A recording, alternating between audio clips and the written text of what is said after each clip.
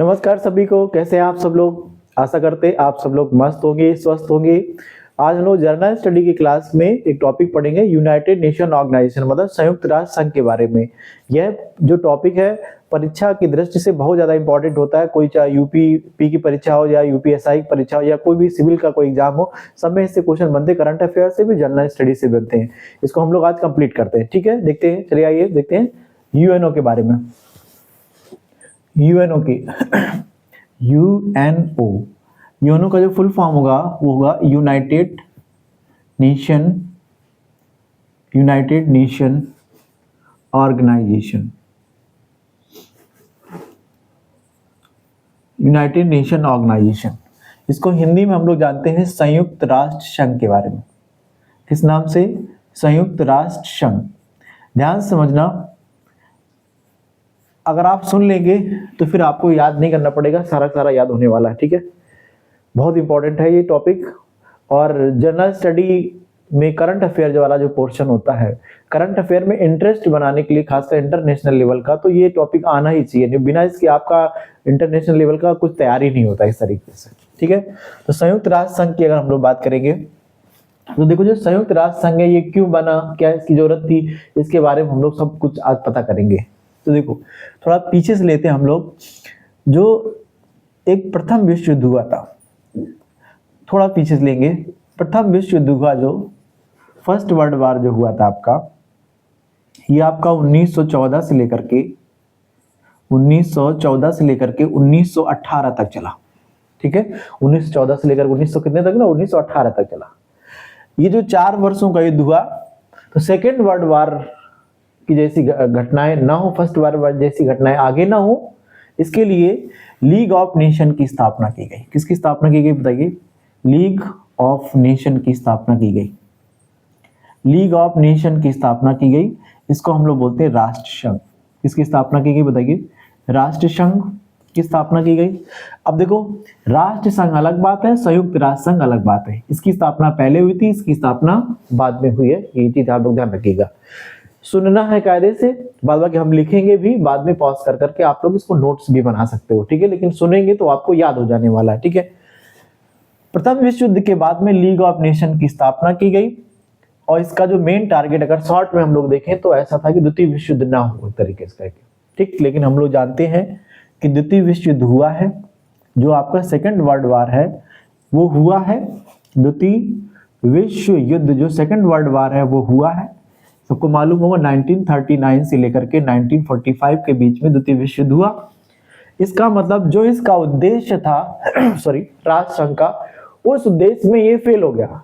जब ये फेल हो गया तो सेकेंड वर्ल्ड वार हो गया। अब थर्ड वर्ल्ड वार ना हो, एक तरीके से शॉर्ट में अगर हम कहें, इसको रोकने के लिए, थर्ड वर्ल्ड वार को रोकने के लिए स्थापना की गई। किसकी? संयुक्त राष्ट्र संघ की स्थापना की गई। तो जब 1939 से लेकर के 1945 के बीच में मित्र राष्ट्रों और ध्रुवीय राष्ट्रों के बीच में जो अपना ये युद्ध चला, सेकेंड वर्ल्ड वार एक तरीके से, तो इसमें बहुत ज्यादा जन और बहुत ज्यादा धन दोनों की हानि हुई। तो जितनी भी उस समय ऐसी कोई इकोनॉमी नहीं थी, कोई ऐसा देश नहीं था जिसको नुकसान ना हुआ। सबको नुकसान हुआ, किसी को कम हुआ, किसी को ज्यादा हुआ। लेकिन बची कुछ इकोनॉमी में अगर टॉप लेवल के अगर देश देखे जाए तो उस समय 2 देश रहेंगे। एक रहेगा यूएसए मतलब अमेरिका, और एक रहेगा आपका यूके मतलब ब्रिटेन।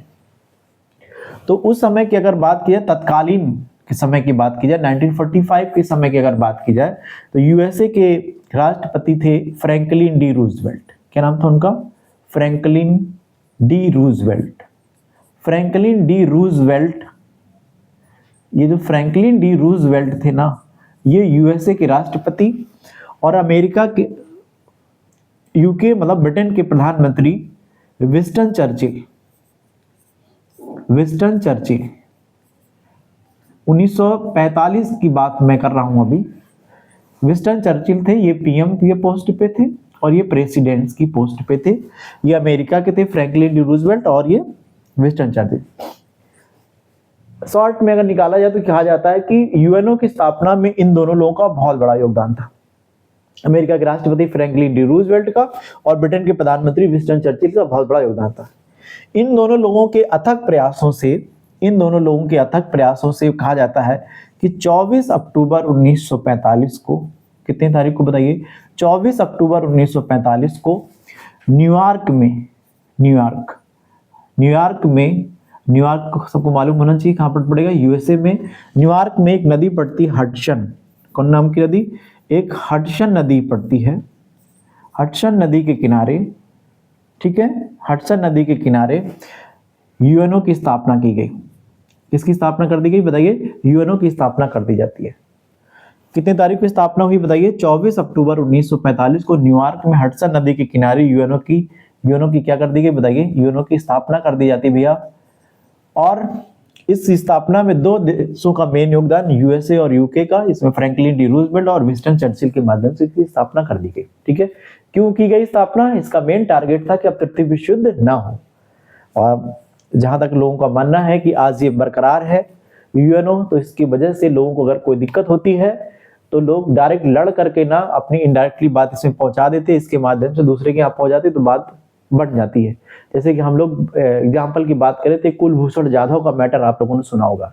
अब क्या काम करता है यूएनओ, थोड़ा देख लेंगे इसमें। कुलभूषण जाधव अपने भारत में नेवी के अधिकारी थे वो, लेकिन वो क्या करते थे, उनको पाकिस्तान की खुफिया एजेंसी ने या पाकिस्तान की सेना ने उनको पकड़ लिया और उनको पर झूठा आरोप लगा दिया कि ये भारत के लिए जासूसी करती है, और उनको वहाँ की सेना की वहाँ अदालत है, वहाँ की सेना की अदालत ने उनको मृत्यु दंड दे दिया। तो जब इतनी बड़ी घटना हो गई और ये कह दिया कि हमने उनको बालूचिस्तान से पकड़ा है, जबकि ये जानकारी बताई जा रही है कि उनकी जो पकड़ हुई थी वो ईरान से इन लोगों ने पकड़ा था। झूठ बोल दिया इन लोगों ने, आदत है इन लोगों की झूठ बोलने की। तो ऐसा जब कहा गया तो ये हमारे पास ऑप्शन था, या तो हम लड़ाई लड़ते, नुकसान होता बहुत सारा, तो हम लोगों ने इसको ये रास्ता ना चुन करके हम लोगों ने क्या किया, हम लोग सीधे यूएनओ पर गए और यूएनएससी का रास्ता अपनाया और इंटरनेशनल कोर्ट गए हम लोग। उस इंटरनेशनल कोर्ट में जब हम लोगों ने बताया, वहां वियना संधि का उल्लंघन पाया गया और उस पर रोक लगा दी गई। तो अगर बताइए, अगर ये रोक ना लगाई जाती, ये प्लेटफॉर्म ना होता, तो एक लड़ाई के अलावा दूसरा कोई ऑप्शन नहीं था हम लोगों के पास में। तो ऐसे बहुत सारे इंटरनेशनल लेवल के मामले होते हैं जिसमें ये अपना इंटरफेयर करता है और उसमें समझौता कराने का काम करता है। ये बहुत अच्छी संस्था है, इसको बरकरार रखने की जरूरत है हर देश को, ठीक है। तो ये इसका मोटा मोटा एक काम होता है। इसकी स्थापना हो गई। तो बताइए, अगर आपसे कोई पेपर में पूछता है कि संयुक्त राष्ट्र दिवस कब मनाया जाएगा, तो जितने तारीख को इसकी स्थापना हुई है 24 अक्टूबर 1945 को, तो 24 अक्टूबर को प्रत्येक वर्ष संयुक्त राष्ट्र दिवस मनाया जाता है। आई होप यहाँ तक बात आप लोगों को समझ में आ गई होगी। अब हम लोग आगे बढ़ते हैं।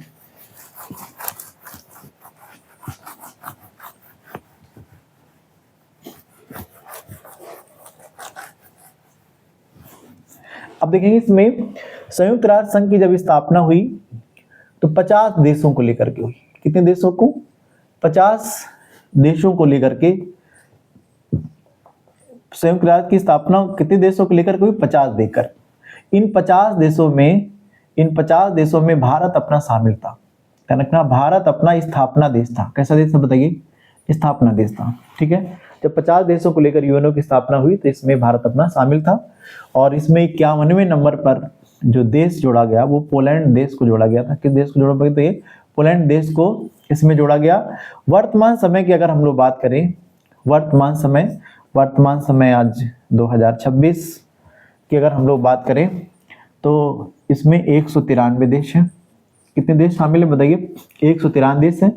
इसमें से जो 193वें नंबर पर देश जो जोड़ा गया इसमें वो दक्षिण सूडान जोड़ा गया था। कौन सा सूडान जोड़ा गया बताइए?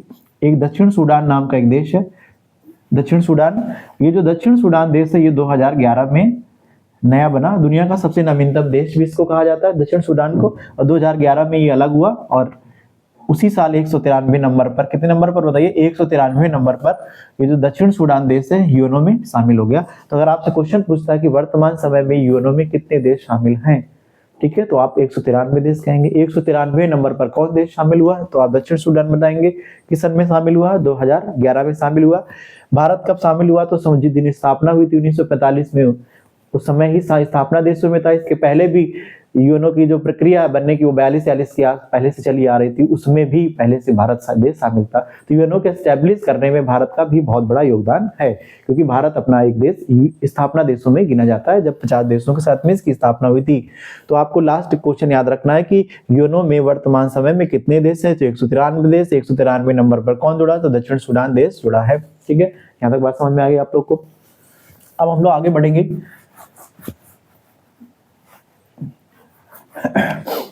यूएनओ की संविधान, यूएनओ जब बना तो कोई बहुत बड़ी संस्था है, अगर उस दुनिया की चलाने की जिम्मेदारी होगी तो उसके कुछ नियम कानून होंगे, और नियम कानूनों का संग्रह होता है, उसको हम संविधान कहते हैं। यूएनओ का जो संविधान है, यूएनओ का जो संविधान है, यूएनओ का जो संविधान है उसे चार्टर के नाम से जाना जाता है। किस नाम से, चार्टर के नाम से जानते हैं, चार्टर के नाम से जाना जाता है, चार्टर के नाम से जाना जाता है। ठीक है, इसमें 10,000 शब्द, 10,000 शब्द, ऐसे इस टाइप के क्वेश्चन थोड़ा कम ही पूछे जाते हैं, लेकिन इंटरेस्ट इंप्रूव करने के लिए भी हम लोग सोचे हाँ 10,000 शब्द, इतना भी हमको गहरा मालूम है। 10,000 शब्द, 111 धाराएं, 111 धाराएं एवं 19 अध्याय हैं। इसमें कितने अध्याय बताइए, 19 अध्याय। ठीक, ये संविधान के बारे में हम लोग, तो ये क्वेश्चन कभी कभी छोटे एग्जाम में मैंने देखा है कि पुलिस का प्रैक्टिस सेट अगर लगाओ, उत्तर प्रदेश पुलिस कांस्टेबल वगैरह का, उसमें क्वेश्चन पूछ दिया था कि यूएनओ के संविधान को किस नाम से जाना जाता है, तो आंसर क्या लगाएंगे बताइए, चार्टर के नाम से जाना जाता है। ध्यान से सुनो, आप नोट्स भी बाद में बना लेना, क्योंकि मैं हर एक चीज लिखता भी चल रहा हूँ, बाद में आप नोट करिए, पहले अभी सुनिए सही से। ठीक है, अगर आप सुन लेंगे तो कंफर्म है कि जब हम बाद में क्वेश्चन करेंगे हर एक क्वेश्चन आपको याद रहने वाला। हमारी क्लास की सबसे बड़ी खासियत है कि मैं जो बोलूंगा अगर आपने ध्यान से सुना है उसको तो सारे आंसर देने वाले हैं, आज भी देंगे टॉपिक खत्म होने के बाद और 6 महीने बाद भी देंगे, ये मेरी गारंटी है। ठीक है, तो इसमें 10,000 शब्द एवं 111 कितनी बताइए धाराएं। इस तरीके से ये यूएनओ के संविधान से अगर क्वेश्चन आता है तो आप लोग इसमें कर लेंगे हम लोग। ठीक है, नेक्स्ट देखेंगे यूएनओ की 6 आधिकारिक भाषाएं। कितनी आधिकारिक भाषाएं बताइए, यूएनओ की 6 आधिकारिक भाषाएं हैं, आधिकारिक भाषाएं हैं। ध्यान रखना, ये क्वेश्चन भी पूछा जाता है। यूएनओ की 6 आधिकारिक भाषाएं हैं, उसमें 6 आधिकारिक भाषाओं में सकल, जबकि 2 कार्यकारी भाषाएं हैं। कार्यकारी भाषा को ऑफिशियल लैंग्वेज कहा जाता है। 2 कार्यकारी भाषा हैं। यूएनओ की 2 आधिकारिक भाषाएं जबकि 2 कार्यकारी भाषा हैं। अब देखो 6 आधिकारिक भाषाएं कौन है, इसमें अंग्रेजी है, दूसरे नंबर पर आपकी फ्रेंच हो जाएगी, इसमें इनका सीरियल आगे पीछे भी हो सकता है, फ्रेंच हो जाएगी, स्पेनिश एक लैंग्वेज है, इसमें चाइनीज लैंग्वेज है, चाइनीज है, और 5th नंबर की अगर हम लोग बात करेंगे रशियन लैंग्वेज भी है, इसमें है रशियन लैंग्वेज भी है। और 6th नंबर पर बात करेंगे, यहाँ तक आप आ रहा है 6th नंबर पर, 6 नंबर की अगर बात करेंगे तो इसमें एक अरबी भाषा होती है। अब देखो अरबी वाले को भैया ध्यान रखना, कौन सी भाषा, रशियन के बाद में कौन सी होगी, रूस वाली, रशियन के बाद में कौन है, अरबी भाषा हो जाएगी। ठीक, ध्यान रखना, इसमें जापानी भाषा शामिल नहीं है। आधिकारिक भाषाओं में जापानी नहीं होती है, क्योंकि हम लोग के पास में प्रॉब्लम है, क्योंकि एशिया कॉन्टिनेंट में लगभग 48 जो कंट्री हैं उनमें only 1 is developed country, that name is Japan. 48 देशों में केवल एक देश विकसित है जो जापान है। तो हम लोग के दिमाग में चलता है भारत में रह करके कि भाई जापान विकसित देश है, जापानी भाषा भी होगी, जबकि ऐसा नहीं है। ध्यान रखना, इसमें जापानी भाषा आधिकारिक भाषाओं में नहीं आती है। आधिकारिक भाषाओं में जापानी न होकर के अरबी होती है, अरबी होती जापानी नहीं होती है। ध्यान रखेंगे, हिंदी भी भैया इसमें नहीं है।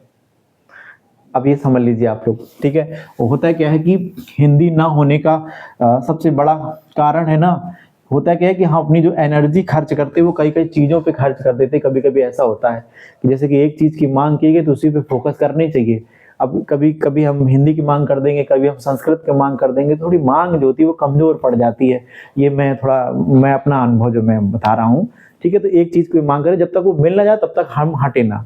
ठीक है, तो हो सकता है वो जल्दी मिल जाए चीज़। ठीक है, अब है क्या कि ये है, अब ये बात मैं इसलिए कह रहा हूँ कि पूरी दुनिया में सबसे ज़्यादा देखा जाए तो चाइनीज में भाषा होती है, मंदारिन भाषा बोली जाती है, फिर इसके बाद में 2nd नंबर पर अंग्रेजी और 3रे नंबर पर हम लोग आ जाते हैं, ठीक है। लेकिन तीसरी सबसे ज्यादा बोली जाने वाली भाषा हो करके भी अब बहुत जल्दी हम लोग सेकंड नंबर पे भी जा सकते हैं। तीसरे नंबर की सबसे बड़ी भाषा हो करके भी हम लोग का इसमें नाम नहीं है, तो कहीं ना कहीं हम लोग की कमजोरी है एक तरीके से, ठीक है। हम लोग का भी इसमें स्थान होना चाहिए, ठीक है। देखेंगे आगे में भी हो जाए। तो ये कितनी भाषाएं होंगी बताइए? 6 अधिकारी भाषाएं। कौन कौन सी देख लो एक बार, अंग्रेजी, फ्रेंच, स्पेनिश, चाइनीज, रसियन, अरबी। अरबी अरबी अरब देशों में जो बोली जाती है वो अरबी भाषा होती है, वो इसका भी बहुत बड़ा एरिया है, लेकिन इसमें हिंदी भी होना चाहिए, मेरी ऐसी हार्दिक इच्छा है, ठीक है। इसके बाद में ध्यान रखना कौन सी भाषा इसमें नहीं, बताइए? इसमें जापानी भाषा शामिल नहीं है। अब देखो इसमें कहा कि 6 आधिकारिक भाषाएं जो हो गई, इन्हीं में से 2 ऑफिशियल लैंग्वेज भी हैं भैया। जैसे अपने भारत की ऑफिशियल लैंग्वेज क्या है बताइए? भारत की ऑफिशियल लैंग्वेज हिंदी है। अनुच्छेद 343 के अनुसार हिंदी भारत की राजभाषा है, मतलब कार्यकारी भाषा, मतलब ऑफिशियल लैंग्वेज है। उसी तरीके से अंग्रेजी और फ्रेंच, कौन सी बताइए? अंग्रेजी और फ्रेंच, ये जो ऊपर वाली भाषाएं हैं ये यूएनओ की कार्यकारी भाषाएं हैं। कार्यकारी भाषाओं को हम ऑफिशियल लैंग्वेज के नाम से भी जान सकते हैं। किस नाम से बताइए? ऑफिशियल लैंग्वेज के नाम से भी हम जान सकते हैं। अब बताइए भाषा से अगर क्वेश्चन आएगा तो आप कर लेंगे। बताओ यूएनओ कितनी अधिकारी भाषाएं? 6 अधिकारी भाषाएं। कौन कौन से हैं? अंग्रेजी, फ्रेंच, स्पेनिश, चाइनीज, रसियन, अरबी। फिर से बोलो, अंग्रेजी, फ्रेंच, स्पेनिश, चाइनीज, रसियन, अरबी। जापानी नहीं, अरबी। जापानी नहीं, मैं फिर से बता रहा हूँ, अरबी। क्योंकि बच्चे इसमें प्रैक्टिस सेट मैं कभी कभी चेक करता हूँ बच्चों को लगाया हुआ, तो उसमें ये मिस्टेक करते हैं बच्चे। जापान अपना पड़ोसी देश है, अपने एशिया महाद्वीप में आता है, विकसित है, इसलिए हम लोग वो जब राम रटा रहता है हम लोग को लगता है जापानीज होगी, अरबी नहीं होगी, जबकि अरबी भाषा जापानी नहीं है। यहाँ तक बात समझ में आ गई? अब बताओ भाषा संबंधित क्वेश्चन आएगा आप लोग कर लेंगे? तो आगे बढ़ते हैं।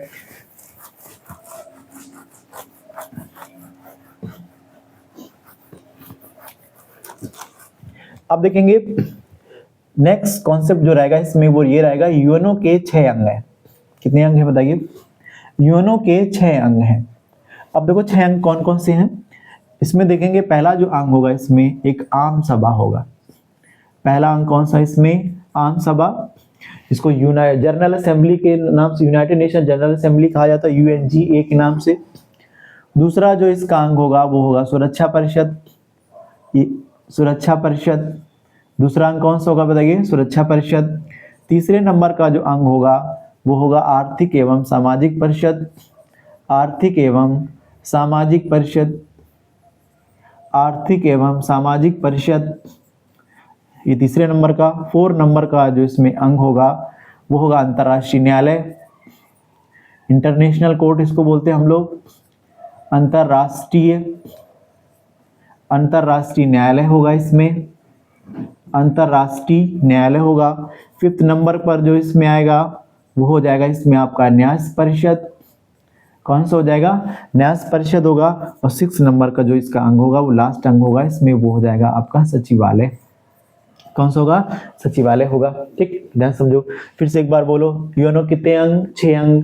कौन कौन से? आम सभा, सुरक्षा परिषद, आर्थिक एवं सामाजिक परिषद, अंतर्राष्ट्रीय न्यायालय। अंतर्राष्ट्रीय न्यायालय, न्याय नहीं, न्यास परिषद, ध्यान रखना इसको, ट्रस्ट, ठीक है, न्यास परिषद। और एक लास्ट हो जाएगा सचिवालय। ठीक, एक मोटा मोटा आप लोगों को मैं रिव्यू दे दूं इनका काम क्या होता है। इससे पहले इसके मुख्यालय देख लो। ठीक है, तो हमने अभी बताया था यूएनओ का मुख्यालय कहाँ पर है? न्यूयॉर्क में है। कहाँ पर है यूएनओ का मुख्यालय? कहाँ पर है बताइए? न्यूयॉर्क में है। और न्यूयॉर्क कहाँ पर पड़ेगा आपका? ये यूएसए में पड़ेगा। ठीक, अब देखो यूएनओ के 6 अंग होते हैं। 6 अंग में से केवल एक अंग, ये जो आपका चौथा नंबर का अंग है, चौथे नंबर का जो अंग देख रहे हैं, अंतर्राष्ट्रीय न्यायालय, ठीक है, इंटरनेशनल कोर्ट जो होता है, इसका जो मुख्यालय है ये आपका नीदरलैंड में है। इसका मुख्यालय कहाँ पर पड़ेगा बताइए? इसका मुख्यालय नीदरलैंड में है। कहाँ पर है बताइए? नीदरलैंड में है। और एक यहाँ पर जगह पड़ती है नीदरलैंड में, दी हेग नाम की। किस नाम की जगह पड़ती है बताइए? यहाँ पर दी हेग नाम की जगह पड़ती है। दी हेग नाम के शहर में इसका मुख्यालय पाया जाता है। बाद बाकी इसके बाद में आपका सचिवालय, न्यास परिषद, आर्थिक एवं सामाजिक परिषद, सुरक्षा परिषद, आम सभा, इन सभी का मुख्यालय भैया न्यूयॉर्क में ही है। ठीक, ऐसे करके आप लोग याद कर लेंगे। केवल एक अंग का मुख्यालय, अंतर्राष्ट्रीय न्यायालय का मुख्यालय कहाँ पर है बताइए? दी हेग नीदरलैंड में है। जबकि अन्य सभी अंगों का जो मुख्यालय होगा पांचों का, वो आपका न्यूयॉर्क में होगा। तो यूएनओ का भी मुख्यालय न्यूयॉर्क में, इसका भी मुख्यालय, इसका, और ये पांचों का मुख्यालय आपका कहाँ पर होगा? न्यूयॉर्क में होगा। न्यूयॉर्क मतलब यूएसए में हो जाएगा आपका। ठीक है, यहाँ तक बात समझ में आ गई। ठीक। अब देखो इसका है सबका काम क्या है, एक एक करके मैं इनके बारे में आप लोगों को बताता हूँ, ठीक है। इसको जल्दी से नोट कर लीजिए, फिर हम इन 6 अंगों के बारे में आप लोगों को जानकारी देते हैं। एक मोटा मोटा अगर रिव्यू दे तो हम ये कह सकते हैं, जैसे इसको समझो, भारत से समझ लेते हैं। जैसे कि ये अपना भारत देश है, ठीक है।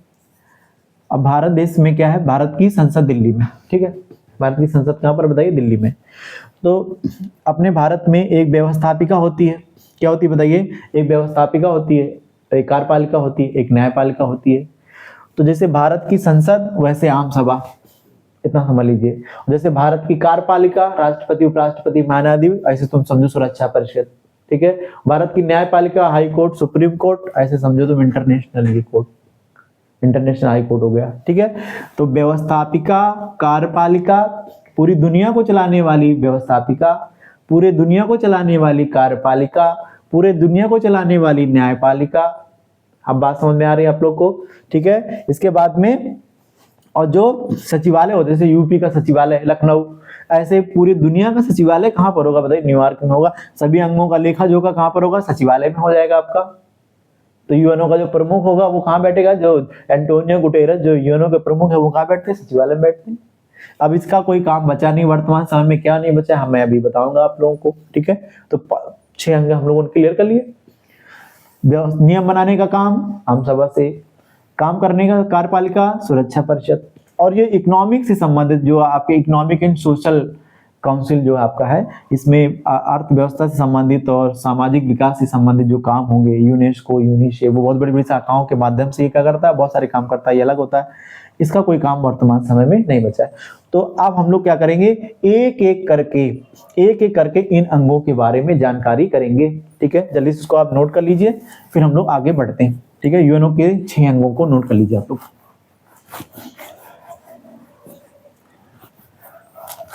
ठीक है। अब देखो सबसे पहला अंग जो हम लोग पढ़ेंगे, इसमें आम सभा के बारे में पढ़ेंगे। किसके बारे में, आम सभा, ठीक है। इसको हम लोग यूएनजीए के नाम से जाना जाता है। इसको बोलते हैं यूनाइटेड नेशन जनरल असेंबली, ठीक है।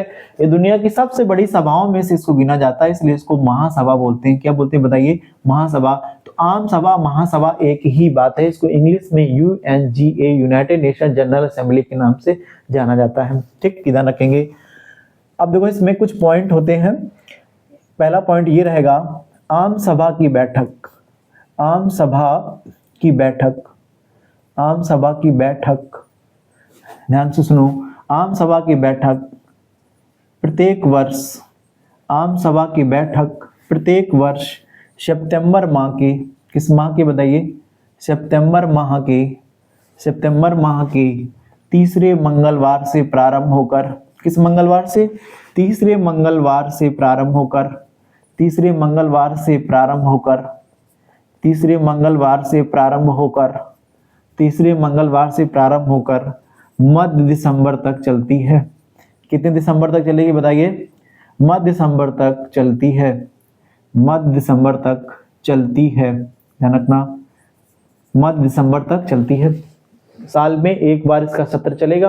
जैसे अपने यहाँ क्या होते हैं, संसद में कई सत्र चलते हैं, मानसून सत्र चलता है, बजट सत्र चलता है, कभी कभी पूरा सत्र चल जाता है, कई कई सत्र हो जाते हैं, लेकिन 3 मेन होते हैं आपके। लेकिन यहाँ पर केवल एक सत्र चलेगा, वो सितंबर माह के तीसरे मंगलवार से, इसकी डेट फिक्स नहीं होता, डे फिक्स होता है, सितंबर माह का तीसरा मंगलवार, और लगभग वही मध्य दिसंबर तक यह प्रक्रिया चलती है। पहला पॉइंट ध्यान रखना है। दूसरा इसमें याद रखना है, इसमें एक देश से 5 प्रतिनिधि भैया इसमें भाग लेते हैं। एक देश से कितने प्रतिनिधि भाग लेते हैं, 5 प्रतिनिधि भाग लेते हैं, 5 प्रतिनिधि भाग लेते हैं, लेकिन 5 प्रतिनिधि भाग लेते हैं, लेकिन वोट केवल 1 का गिना जाता है। वोट केवल कितने गिना जाएगा बताइए, 1 का, वोट केवल 1 का गिना जाता है। वोट केवल कितने का गिना जाता है, वोट केवल 1 का गिना जाता है। तो 2 पॉइंट हम लोगों ने आम सभा से क्लियर कर लिए। दुनिया की सबसे बड़ी सभा होने की वजह से महासभा बोलते हैं। इसकी बैठक सितंबर माह के तीसरे मंगलवार से प्रारंभ होती है और मध्य दिसंबर तक चलती है। यह एक देश इसमें इस मतलब महासभा में पार्टिसिपेशन जब होता है, इसमें एक देश से 5 प्रतिनिधि पार्टिसिपेट करते हैं, लेकिन वोट केवल एक का गिना जाता है। ये आप लोग को ध्यान में रख करके चलना है, ठीक है।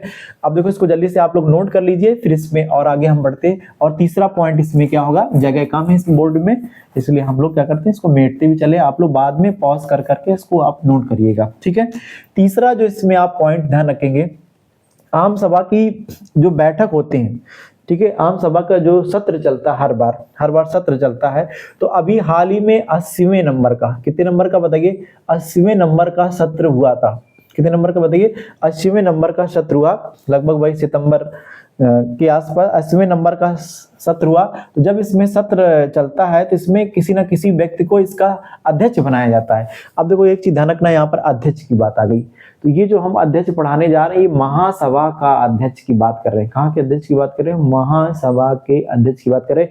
यूएनओ के महासचिव की बात नहीं कर रहे हैं। यूएनओ के जो महासचिव होते हैं एंटोनियो गुटेरेस है, वो अलग होते हैं, ठीक है। 17 से लेकर के अभी लगातार अभी बने हुए हैं, बहुत दिन हो गए उनको, शायद 26-27 तक, अभी 26 के लास्ट तक इनका कार्यकाल है एंटोनियो गुटेरेस का।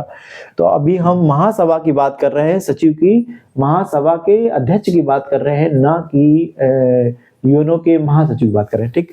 जो अभी 80 नंबर के मतलब सत्र चला, इसमें जर्मनी के एक व्यक्ति हैं, जर्मनी के हैं, इनका नाम है एना लेना। क्या नाम बताइए, एना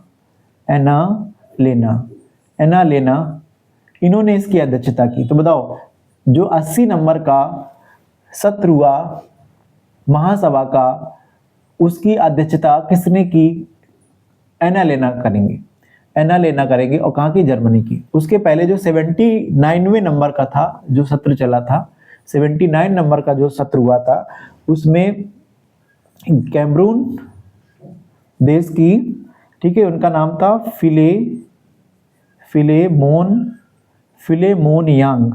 फिलेमोन यांग ने इसकी अध्यक्षता की थी। फिलेमोन यांग ने इसकी अध्यक्षता की थी, कैमरून की रहने वाली थी, ठीक। तो 19वें सत्र की अध्यक्षता फिलेमोन यांग ने की। कितने की बताइए, फिलेमोन यांग ने की। 80वें नंबर की अध्यक्षता एना लेना जर्मनी। थोड़ा इंपॉर्टेंट, इसको याद रखना आप लोग, ठीक है।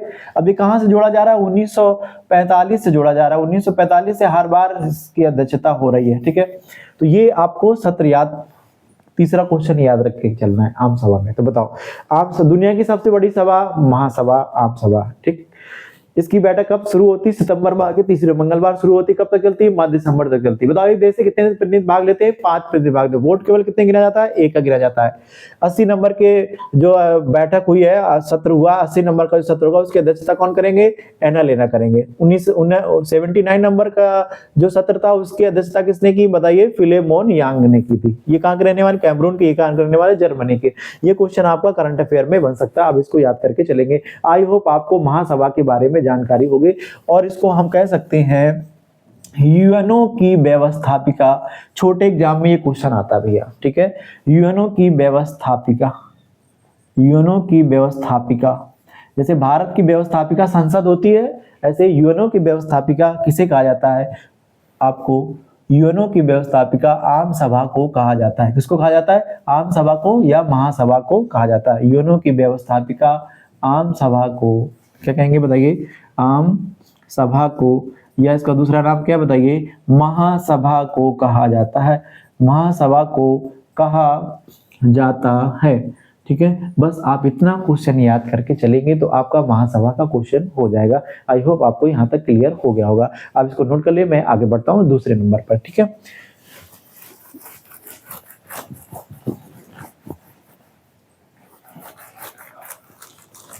दूसरा बहुत ज्यादा इंपॉर्टेंट है, ठीक है।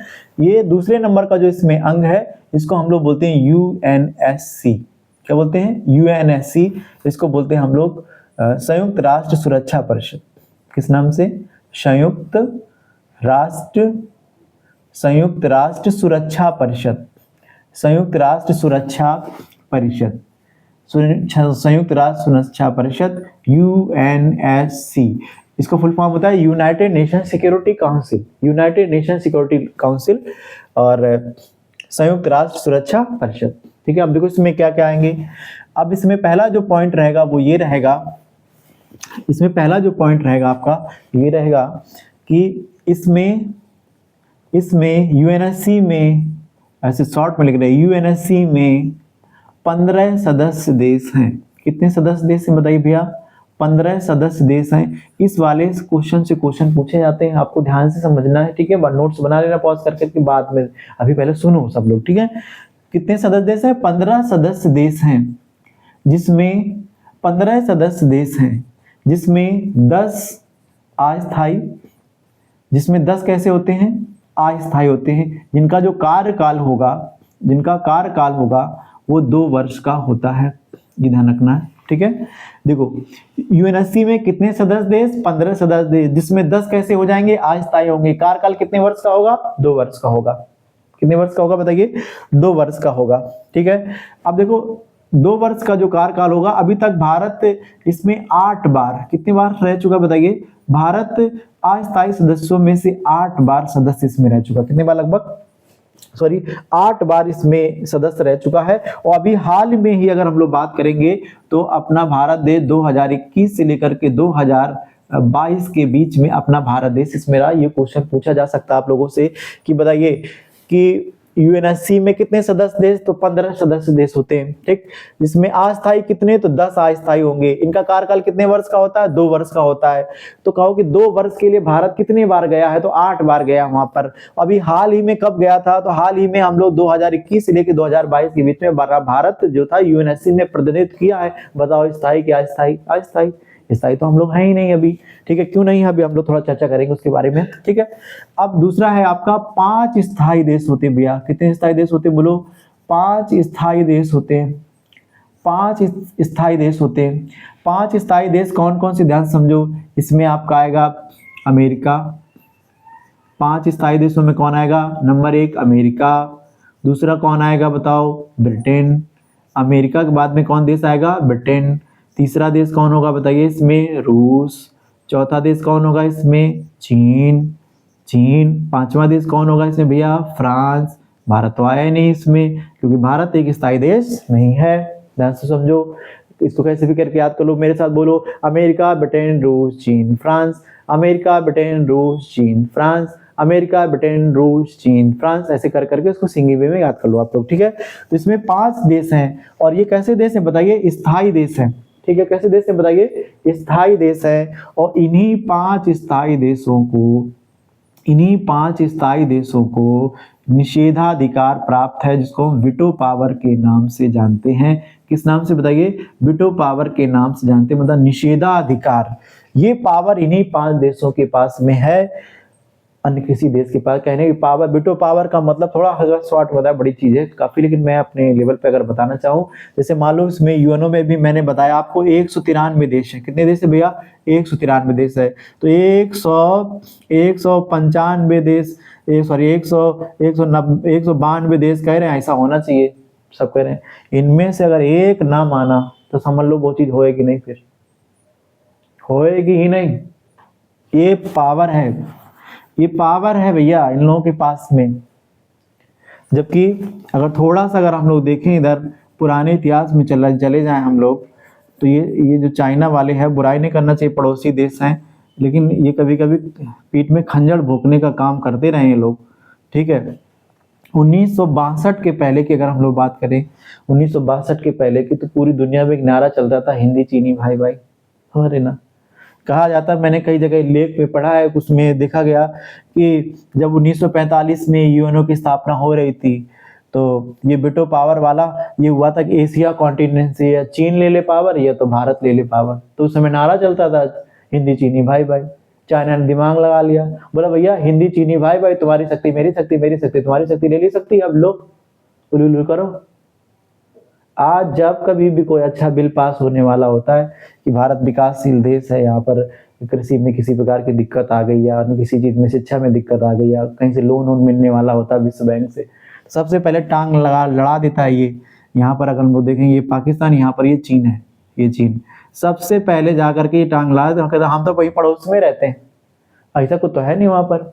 अब ये क्या है, इनके पास भैया वीटो पावर है, इनकी बात मान ली जाती है। ठीक है। आप कहो सर जी कि हम लोगों के पास क्यों नहीं, तो पहली गलती तो उसी टाइम पर हुई कि हम लोगों ने दोस्ती के चक्कर में इतना ध्यान नहीं दिया, क्योंकि पूरी दुनिया में नारा चलता था हिंदी चीनी भाई भाई।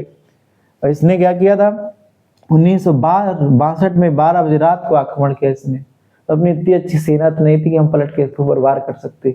बहुत सारी जमीन इसने हम लोग उस समय कब्जा कर ली थी, समझ रहे ना।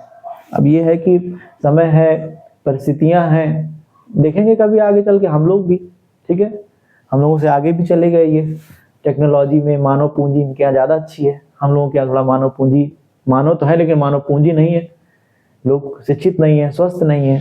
इनके यहाँ थोड़ी इतनी दिक्कत नहीं है, यहाँ प्रशिक्षित भी हैं, स्वस्थ भी हैं, टेक्निकल हैं लोग। तो ये क्या करते हैं, मैन्युफैक्चरिंग की फोकस करते, वो हम लोग नहीं कर पा रहे हैं। लगे हैं आगे चल के हम लोग भी बदला लेंगे कभी, ठीक है, हम लोग भी बदला लेंगे। तो ये क्या हुआ, इस तरीके से ये 5 देशों को मतलब वेटो पावर मिल गया, और भारत के पास वेटो पावर नहीं है। किस किस देशों के पास वेटो पावर भैया बताइए जल्दी से। अमेरिका, ब्रिटेन, रूस, चीन, फ्रांस के पास वेटो पावर है, जिसको हम निषेधाधिकार के नाम से जानते हैं। इसको हिंदी में अगर बोलेंगे हम लोग तो क्या कह सकते हैं बताइए, इसको हम लोग बोलते हैं निषेधाधिकार। बहुत इंपॉर्टेंट पावर जो भारत के पास में नहीं है। अब थोड़ा इस पर डिस्कस कर देते, क्योंकि मैं जब कभी मैं ये टॉपिक पढ़ाता हूँ तो बच्चे बोलते हैं सर जी हम लोग क्या कर रहे हैं, इसके लिए कुछ कर रहे हैं कि नहीं कर रहे। तो मैं शॉर्ट में थोड़ा बता रहा हूँ कि एक G4 समूह है। कौन सा समूह बताइए, एक G4 समूह है। ये G4 समूह में आपका भारत आएगा, और इसमें जापान देश आएगा। G4 में जापान होगा, और एक देश है ब्राजील, और ब्राजील के साथ साथ में एक देश है जर्मनी, ठीक है। ये देखो ये चारों देश जो इसमें शामिल नहीं है, ठीक है। तो अपना भारत क्या कर रहा है, इन तीनों देशों को भी साथ में लेकर के, कि भारत में वर्तमान समय में देखा जाए तो पूरी दुनिया में ठीक ठाक जनसंख्या का सबसे ज्यादा जनसंख्या वाले देशों में हम लोग पार्टिसिपेट कर गए, ठीक है। रियल अगर जांच कर ली जाए तो जनसंख्या में भी खूब है, और इकोनॉमी में हम लोगों ने कई अच्छे अच्छे देशों को छोड़ करके हम लोग बहुत अच्छे स्थान पर पहुंच गए यहाँ करके। तो जब इकोनॉमी में भी हम लोग आगे हैं, जनसंख्या में हम लोग आगे हैं, तो भैया हमको यहाँ क्यों नहीं रखा जा रहा है। हम तो आतंकवाद से लड़ रहे हैं, बताइए लड़ते ही नहीं लड़ते, कब से चलते चले आ रहे। आए दिन हम लोग आतंकवादी घटनाओं से लड़ते चले आ रहे, कितना आप सुना हम लोगों का नुकसान होता है पूरी दुनिया में। जैसे ये पूरी दुनिया है, वो दुनिया में जैसे आपका ये नॉर्थ साइड जाएंगे, साउथ, तो जो साउथ सेक्टर है आपका, दक्षिणी गोलार्ध है आपका, दक्षिणी गोलार्ध। तो अपने वर्तमान समय के प्रधानमंत्री मोदी जी तो दक्षिणी गोलार्ध पे बहुत ज्यादा फोकस कर रहे हैं, हमेशा साउथ पोल की बात, इस क्षेत्र की बात करते हैं, अफ्रीका वाले लोगों की बात करते हैं। हम लोग तो हमेशा बातें करते रहते हैं, अच्छा सोचते हैं। हमारे भारत में जो संस्कृति है, हम वसुधैव कुटुंबकम, पूरी दुनिया को अपना परिवार मानते हैं, अतिथि देवो भव, अतिथि को भगवान का दर्जा देते हैं हम लोग कभी नहीं सोचते सपने में भी कि हम दूसरे की जमीन कब्जा कर लें जाकर के। हम लोग तो अच्छे सोचते हैं, देखो हम अपनी मांग कर ही रहे हैं, लेकिन हम 3 देशों को साथ में लेकर के, ऐसे लोग हैं हम लोग। इनमें सबसे अच्छी इकोनॉमी भी रखते हुए भी हम चाहते तो हम अकेले भारत की मांग करते कि हमें भारत को यूएनएससी में शामिल करिए, लेकिन हम लोग 4 लोग को फिर भी साथ में लेकर के चल रहे हैं कि अगर हमको मिले तो इनको भी मिले। अब ये कहते हैं अगर भारत शामिल होगा तो पाकिस्तान को भी शामिल करो। ऐसे ऐसे कभी कभी इनके नेता लोग बोलते हैं, चाइना वाले। अरे हम लोगों को अगर नाम ले रहे हैं तो उसके पीछे कुछ कारण है, इनकी इकोनॉमी है, इनकी पहचान है, इनकी डिग्निटी है, अपनी अच्छे लोग हैं ये लोग, तब ना इनका नाम ले रहे हैं।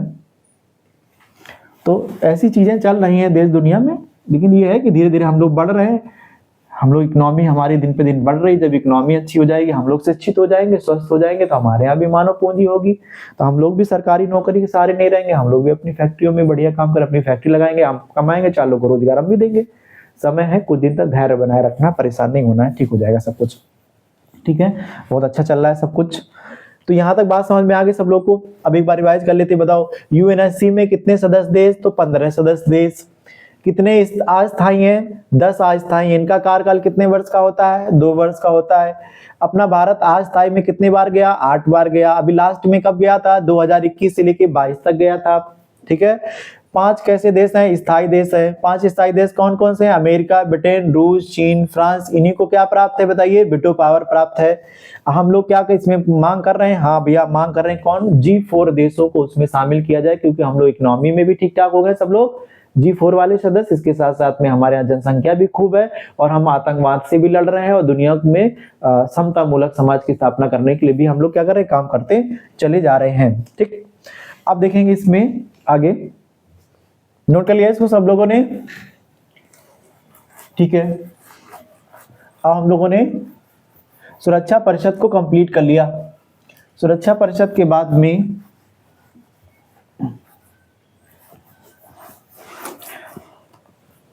तीसरे नंबर का जो अंग होगा वो होगा आर्थिक एवं सामाजिक परिषद। आर्थिक एवं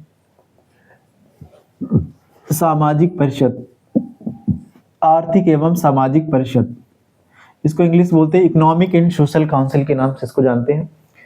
आर्थिक एवं सामाजिक परिषद ये करता है, इसमें एक लाइन याद रखें, यह अपनी शाखाओं, यह अपनी शाखाओं, यह अपनी शाखाओं, शाखाओं में जैसे आपका यूनेस्को हो गया, यूनिसेफ हो गया, यूनिसेफ हो गया, डॉट डॉट कर देंगे। ये अपनी शाखाओं के माध्यम से, ये अपनी शाखाओं के माध्यम से पूरी दुनिया को, ये अपनी शाखाओं के माध्यम से पूरी दुनिया को आर्थिक एवं, पूरी दुनिया को आर्थिक एवं सामाजिक रूप से, आर्थिक एवं सामाजिक रूप से, आर्थिक एवं सामाजिक रूप से समान बनाए रखने का कार्य करता है। समान बनाए रखने का कार्य करता है, रखने का कार्य करता है, समान बनाए रखने का कार्य करता है, समान बनाए रखने का काम करता है। ये भी बहुत अच्छा है। ये पूरी दुनिया को इकोनॉमिक तरीके से, मतलब आर्थिक रूप से और सोशल के रूप में, सामाजिक रूप से समान बनाए रखने का काम करता है। ये जब तक काम पूरा नहीं होगा तो शायद दुनिया में सब जगह संपन्नता नहीं आएगी, क्योंकि आर्थिक असमानता जो है वो अपने भारत में तो है, ये पूरी दुनिया में भी बहुत सारे देश हैं। कुछ देशों के पास बहुत सारा पैसा, किसी के पास कुछ कम पैसा। हम ये नहीं कहते कि किसी का पैसा छीन करके किसी को दे दो, लेकिन अगर कोई व्यक्ति या कोई देश मेहनत कर रहा है खूब, लेकिन उसके बदले में अगर उसको उतना नहीं मिला तो ये ठीक बात नहीं है। ठीक है, आर्थिक समानता तो होनी चाहिए, सामाजिक समानता भी होनी चाहिए। ठीक है, इस पे काम करने वाला अंग है इकोनॉमिक एंड सोशल काउंसिल। ठीक है, तो ये अपनी शाखाओं के माध्यम से बहुत अच्छा काम कर रहा है। ठीक है, इसके बाद में फोर्थ नंबर का जो इसमें अंग होगा, फोर्थ नंबर का की अंग की अगर हम लोग बात करेंगे वो है अंतरराष्ट्रीय न्यायालय। बहुत इंपॉर्टेंट इससे क्वेश्चन बनते हैं। अंतरराष्ट्रीय, अंतरराष्ट्रीय, अंतरराष्ट्रीय न्यायालय, अंतरराष्ट्रीय न्यायालय। अंतरराष्ट्रीय न्यायालय की अगर हम लोग बात करें, सबसे इंपॉर्टेंट तो छोटे एग्जाम में इसका क्वेश्चन ही पूछा था। इसका मुख्यालय कहाँ है? दी हेग में है। दी हेग कहाँ पर पड़ेगा? आपका नीदरलैंड में पड़ेगा। कहाँ पर पड़ेगा बताइए? नीदरलैंड में पड़ेगा।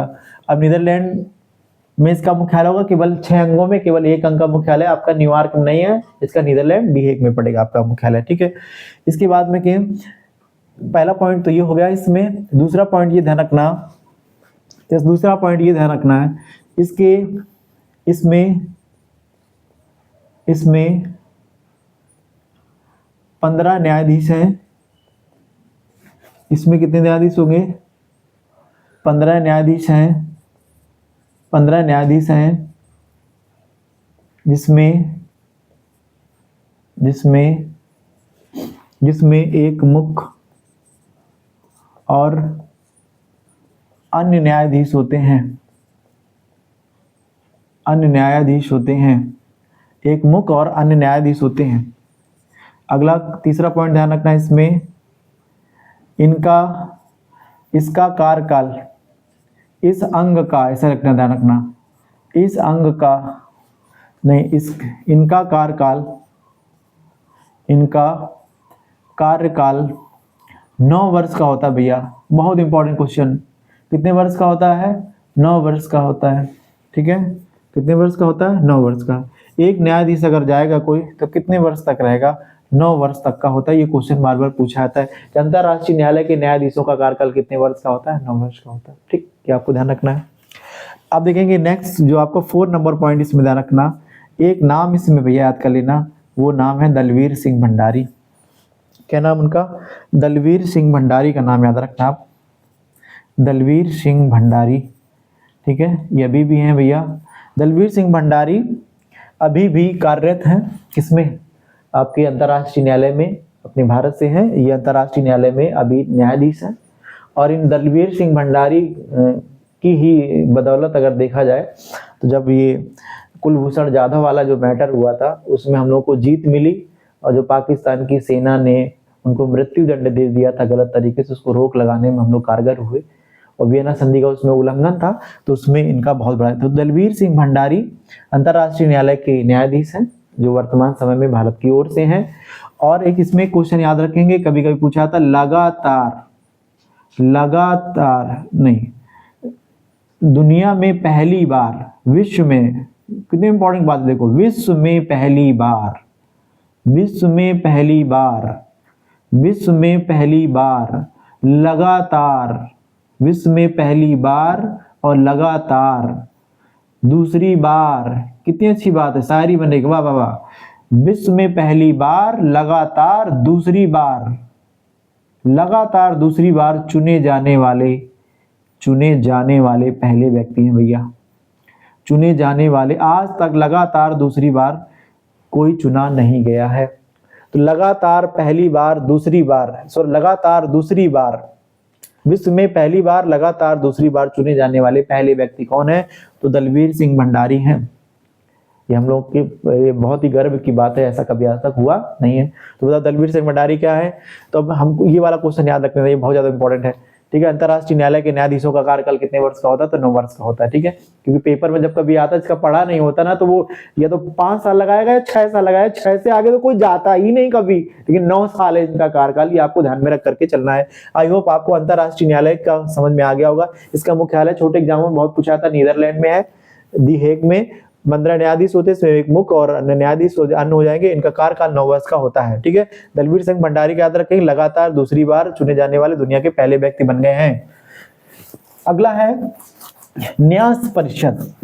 अब इसका जो 5 नंबर का जो अंग होगा वो हो जाएगा न्यास परिषद। अब देखो ये न्यास परिषद का अभी हमने जब पहले 6 एक साथ लिखी तो हमने इसके आगे क्रॉस लगा दिया था।